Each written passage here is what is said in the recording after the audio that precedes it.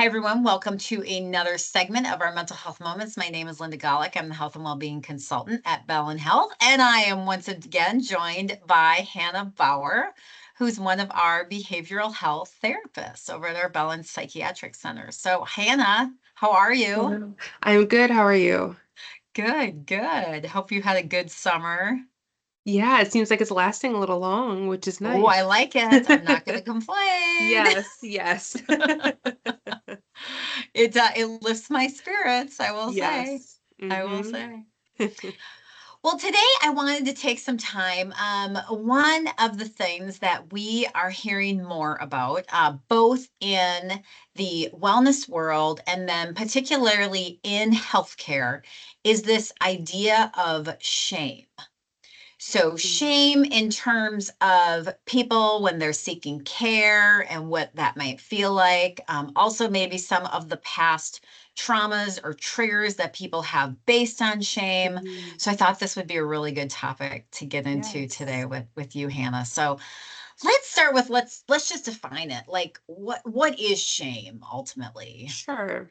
So when I think about it, when I explain it to other people, it's another negative emotion. Like we all experience that. And it's almost like that automatic feeling of, oh, I've done something I should not have done. I regret it. You wish you could take it back. It's just that heavy feeling of, I wish I had not done what I did. And that can Mhm. apply to anything, even if it's something that you've done or if it's something that you haven't done and you wish you did. Mm. It's just wishing to go back. And it's a negative feeling, it's a heavy feeling, but used appropriately, it's healthy. It's part of being human. Mm. So how do people like typically react, in that emotion? What do they typically kind of do? Sure. I think it probably depends on the scale of, whatever transpired previous to elicit that feeling. But a lot of the response is going to be internal. So you're not going to see it, right? So it's a lot of processing of maybe embarrassment. Maybe it is regret. Maybe it is like, how many people saw this? You might Mm. notice an increase in anxiety. Some people notice increase in depressive symptoms.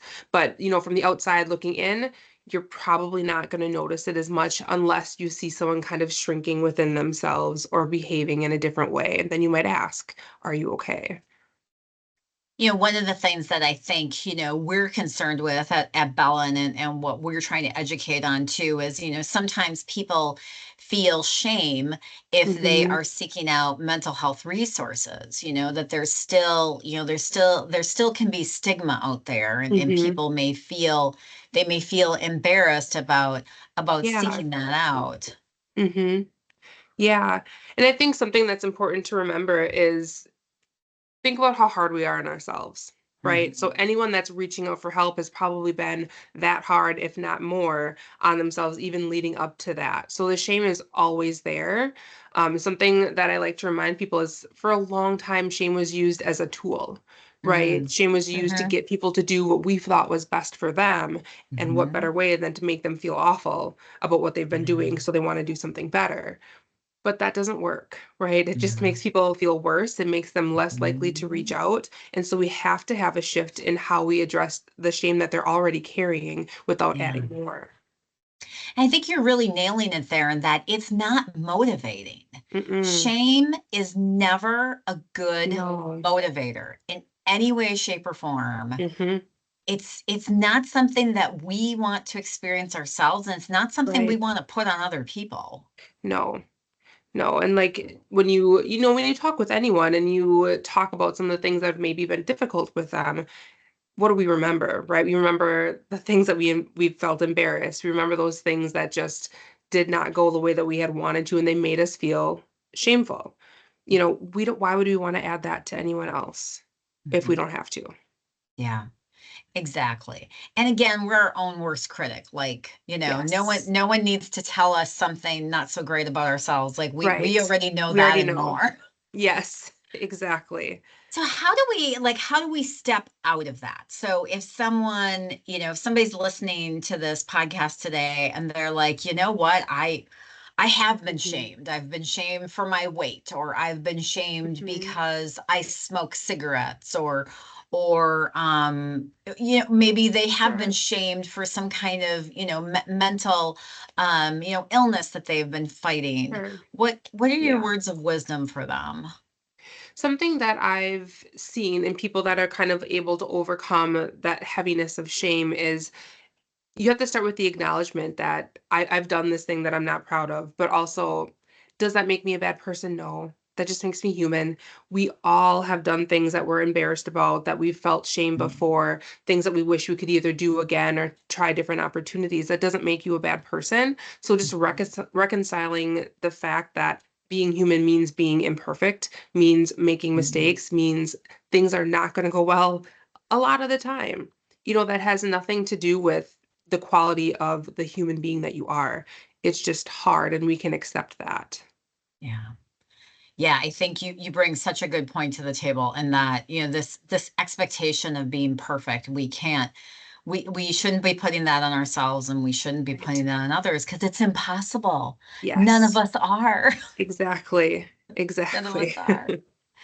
So, what also can we watch out for? So, as we're going through our day-to-day lives, and we're dealing with family members, we're dealing with coworkers, how do we ourselves make sure that we kind of check ourselves and make sure that we're Mhm. not, you know, Sure. really displaying that, putting shame on people, and acting in a way that people may be feeling that from us? Sure. I think something to first start out with is like not everything needs an immediate reaction or an immediate response. So it's okay to take a minute. If someone tells you, like, hey, did you know that X, Y, or Z happened?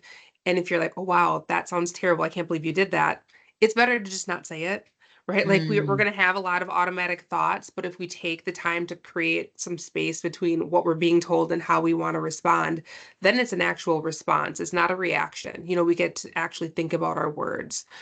Something else I encourage people, and this is usually how I try to put myself in a position of just remembering, not everyone's going to make the same decisions that I would make, that the next person would make. Like, life is very complicated. If it was really simple, we'd have figured it out by now.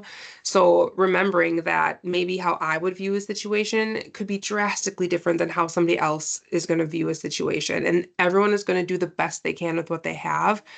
A lot yeah. of people don't have the tools to only be successful. Most people don't. Everyone's going to fail at some point and everyone's going to feel bad Mhm. about it. That's okay. We don't have to add to that because we're not teaching them something that they don't already know themselves. Right. So just slowing it down enough to be in a position of, okay, like everyone's perspective is valid, right? Like I'm not here to correct. I'm just, I'm here to listen. So I know that I have the information available to be helpful. But it is certainly not my job to tell someone that what they did was awful and make them feel bad about it because they already Yeah. do. Yeah. Yeah, people have a great awareness about themselves. I mean, I even Mm-hmm. think of us from a medical perspective. Mm-hmm. If somebody walks into a doctor's appointment, and they weigh more than they wish they did, like they Right. already know that. They don't need Yes. someone to tell It's not a them that they're surprise. overweight. It's not a surprise. Yes. It's not a surprise. So Right. we don't need to communicate that, and make somebody, feel Right. bad. Right. Hmm. And even just giving them credit for coming in and, Yes. phrasing it as, it's really great to see you. As you're probably not surprised. We're seeing the same numbers that you're seeing, and we're probably both in a position where we want to figure out how to do better. Hmm. Just starting from a helping, supportive standpoint Hmm. can change the perspective tremendously. And then we're not Yeah. adding shame. Well, and I think about how, and I think sometimes, when we do things day to day, we just forget. We forget like how scary it can be, right? And how Yes. scary it is for someone to come to a doctor's appointment, Yes. or for someone to come to a mental health appointment. Yeah. That may be a very frightening place for them. So we really Yeah. want to give credit that people are Yes. taking that step Yeah. to help themselves, because Mhm. that really is a big deal. Yes, it's very difficult, it's terrifying, it's, all of our worst fears, but they're stepping through that and they're seeking help, which should be celebrated. Yeah, absolutely. Yeah. Absolutely. Any other thoughts on shame, or any other tips or tricks or anything else that people should just kind of, be aware of, Hannah? Sure. Something that I try to remind people and kind of demonstrate also is just like compassionate self-correction. So Mhm. again, we're all going to do things that we wish we hadn't. We're all going to make mistakes. It's not the end of the world. Most of the mistakes we make really on a scale are small, right? Mhm.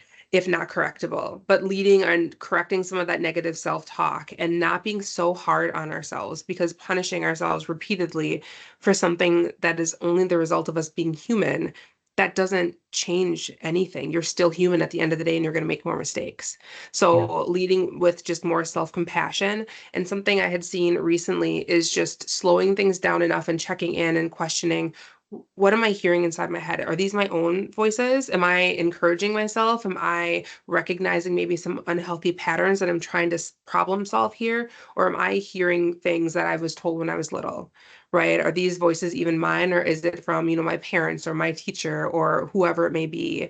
And we have to really pivot to honoring our own voices instead of trying to appease that of other people, because there's no way to do it all. And Yeah. at the end of the day, you have to honor yourself. And sometimes that comes with shame. But again, with that compassionate self-correction, Mhm. you can navigate that. You can reconcile the fact that you're human and give yourself grace and move forward through that. Yeah. Yeah, agreed. I love that. I love that so much. Just, yeah, we can't possibly please everybody. No. Um, be Yeah. compassionate. Be compassionate Yes. with yourself and be true to who you are Yeah. and just Mm-hmm. embrace that, right? Yes. Yes. Awesome. Awesome. Yeah. Well, great discussion today, Hannah. I appreciate you being here and everything you always add Of course. to our segments. Such an important topic. And I Yes. think this is one we may come back to and talk about a little bit Yeah. more because I think there's a lot that we can unpack on this. Yeah. So I we'll look agree. forward to doing that. So thanks for Yes. those of you that joined us today. We appreciate you taking a listen. Please like, subscribe, and share this podcast. And we hope you have a great day.